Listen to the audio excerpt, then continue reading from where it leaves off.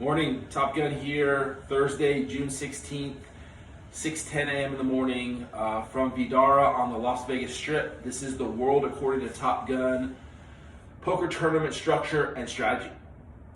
Okay, so yesterday I played my first WSOP event, World Series of Poker event of the year, which was a $3,000 buy-in, six-handed event that started at 3 p.m. yesterday at Paris.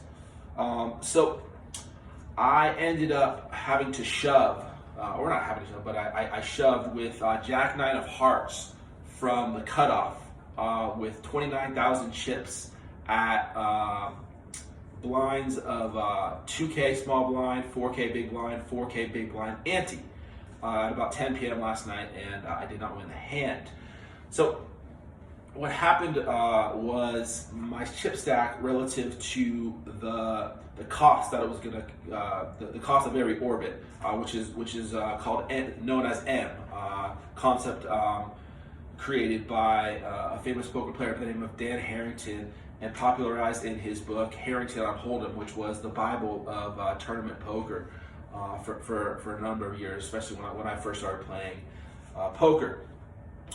So the blinds, it was going to cost me $10,000 every time the blinds went around, and I only had 29,000 chips, so I only had 3 orbits, and so if I let that hand go, if it folded to me, there was 3 players left, the blinds were coming to eat up. It was actually a no-brainer.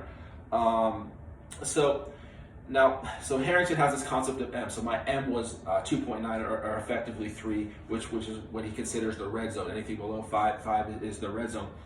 But there's a guy by the name of Arnold Snyder. I think it's a pseudonym or an alias, who wrote a book called The Poker Tournament Formula a year after Harrington on Hold'em second edition came out, pointing out that M is fine for something like the main event, where the levels are 2 hours. But for most smaller tournaments, the levels are much shorter. So Snyder created a concept called effective M, because you're not going to be playing all your hands at, for example, 2K, 4K, 4K, because the blinds were then going to go up to 3K, 5K, 5K, 3K, 6K, 6K. And so it was continually escalating, and because the levels were only 30 minutes long last night. So your effective M is actually even lower, and so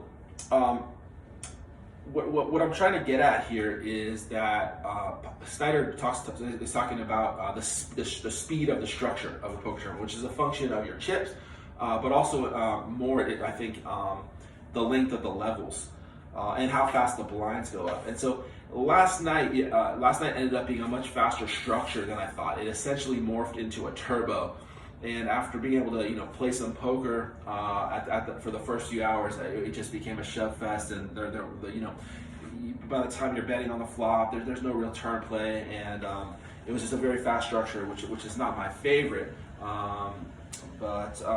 So the faster the structure, the more aggressively you have to play, because the blinds are eating up your stack. And so so in a tournament like last night, it becomes you have to play extremely aggressively to keep up with the blinds. So you face a trade-off here. If you're more of a cash game player and you like to see flops and float flops and see turns, stuff like that, you can't really do that in tournaments like last night, which become more of a pre-flop game. And so here at the WSOP, I'm trying to find the balance between a good structure, but not having to play like the main event and potentially go for whatever it is, 2 weeks of just poker all day, every day, which is completely exhausting.